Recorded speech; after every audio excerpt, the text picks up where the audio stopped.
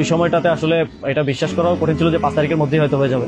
আমাদের তো এমনকি সশস্ত্র বা অভ্যুত্থানের প্রস্তুতি হচ্ছিল। 5 তারিখ যদি আমরা সফল না হতাম হয়তো আমরা অস্ত্র তুলে নেওয়ার ঘোষণা দিতাম। এবং নাহিদ ভাই ভিডিও বার তো রেডি রেখেছিল, আমিও কি ঘোষণা দিব সেটাও রেডি ছিল। আমাদের মনে হচ্ছিল যে আরো হয়তো দীর্ঘ সময় আমাদের লড়াই করতে হতে পারে।